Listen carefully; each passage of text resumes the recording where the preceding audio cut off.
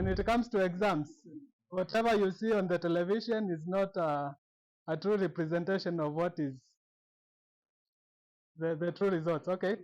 Yeah, you see every station trying to celebrate top performance, but to be truthful, that is less than 1% of the candidates who sat for the exam.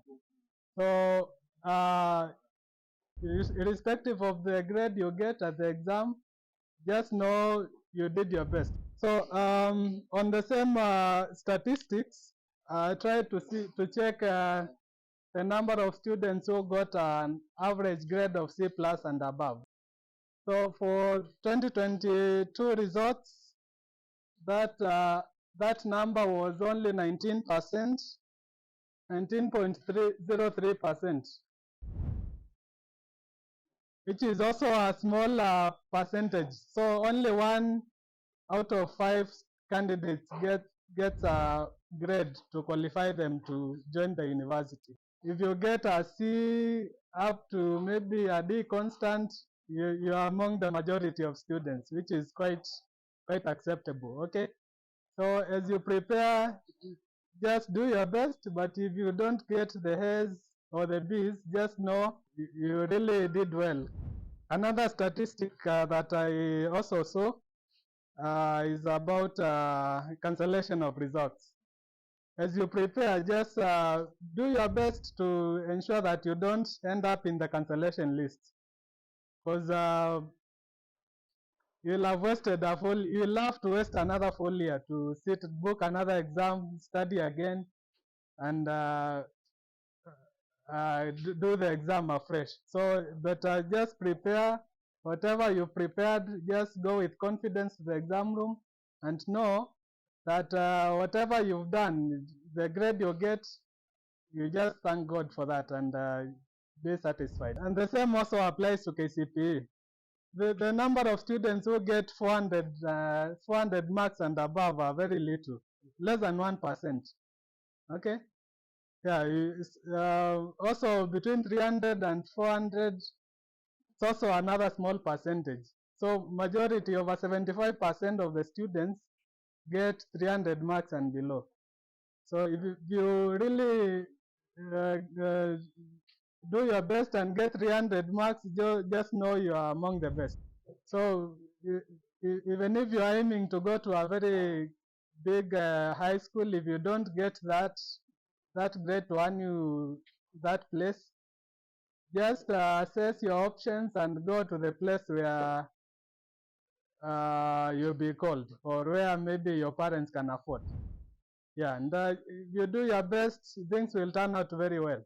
On understanding the exam, number one, I expect all of you will be sitting for exams either now or in future.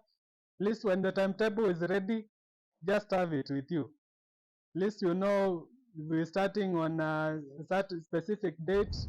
Here's the order of subjects. The first paper, if you are starting with maths, you know today you are doing maths, tomorrow is English, that way up to the end. Yeah, if you don't know the timetable of your fingertips, it is quite stressful. Apart from the timetable, it's good to know the format of the exam. And the third thing, you need to have the necessary tools. So after you've checked the timetable, you know these are the order of the papers, please ensure as you prepare for the exam, everything you need is set. If you need a mathematical set, ensure it is ready. If you need a calculator, for those in high school, ensure you have it. You have the pens, you have the pencils. At least when you go to the exam room, you can't, if you see a question that requires you to draw and you don't have a pencil, you'll be confused. So ensure you have all the necessary tools. During the rehearsal day, just be attentive, know the venue, know where you'll be seated, and familiarize yourself with the environment, and be ready for the exam. So I'll go to the exam formats. There are different types of exams that you will face, either now or later in life, either in your high school or university education. Okay. So the most basic, especially for those in primary school, are multiple choice questions. Those ones are very common. So and that's the most easiest type of question to handle, because you have choices there. Even if you don't know it, just take a guess. The one you feel it might be the right one, and you might earn your mark. You never know. So when you get a question, multiple choice kind of a question, for example, if it's maths, first ensure you read the question well and understand it. And then the second option, once you read the question and understand it, you can eliminate the incorrect choices. Another thing when handling multiple choice questions, be very keen on keywords. There are certain keywords that examiners use. For example, a word like not.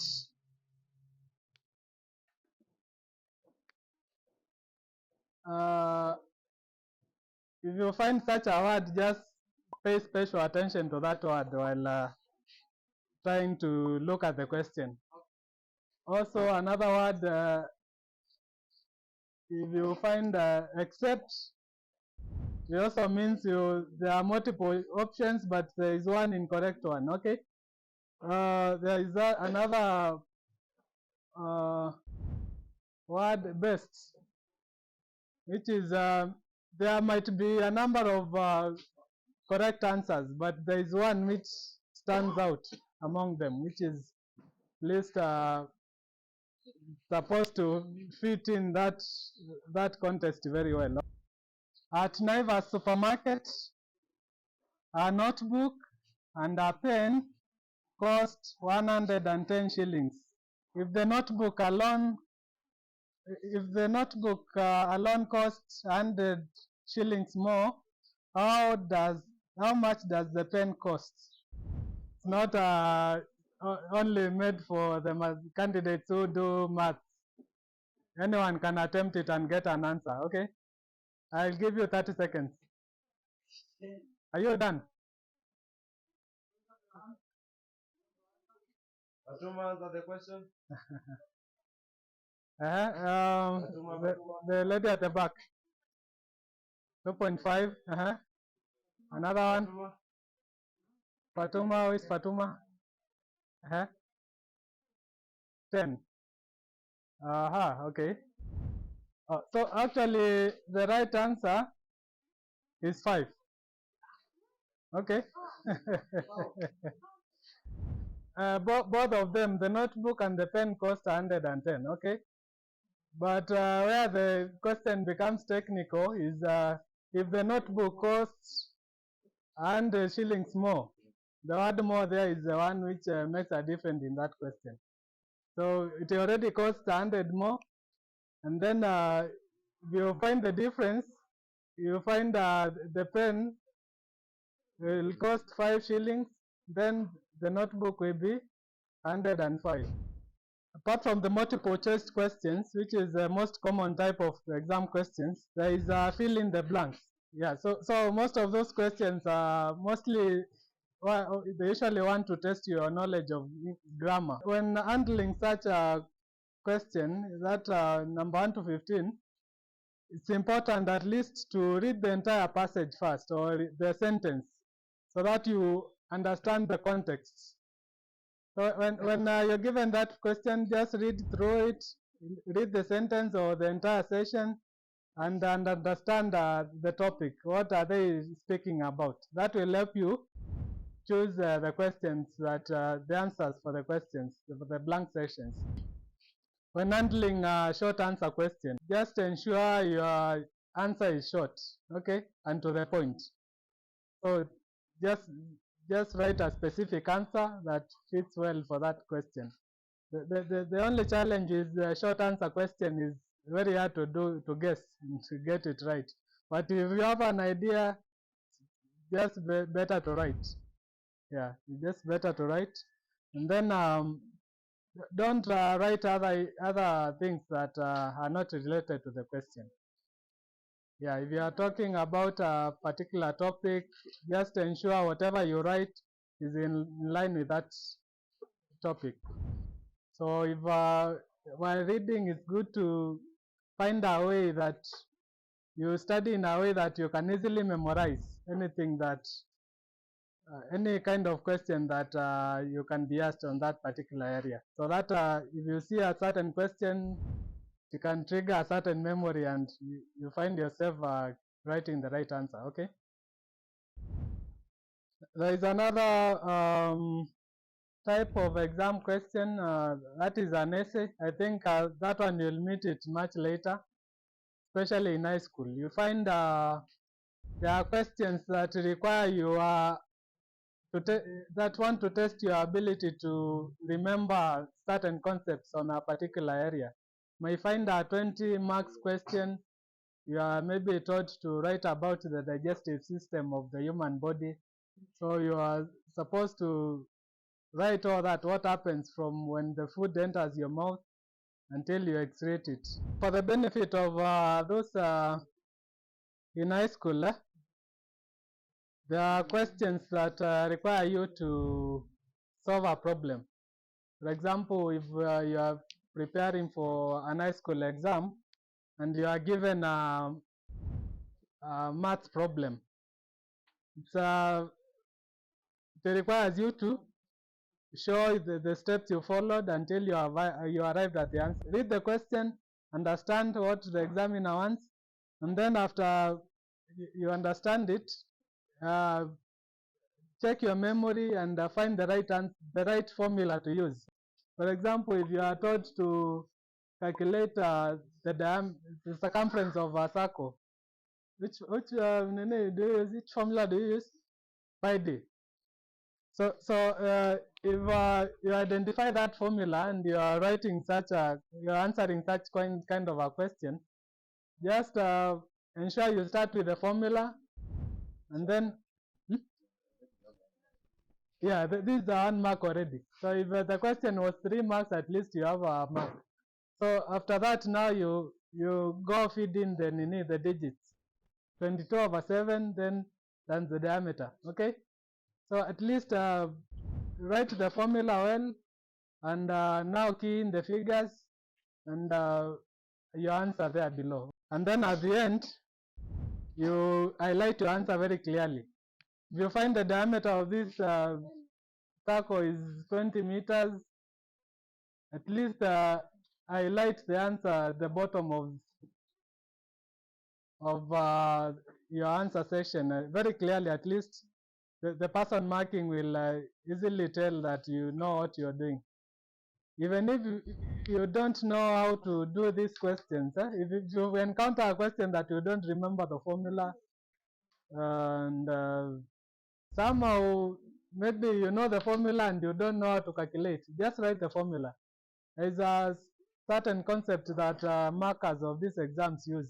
Is a word they call benefit of doubt, BOD. If you have a clue of how to answer it, but you have not answered it, they'll just give you a benefit of doubt mark, which might make a lot of difference in your final grade.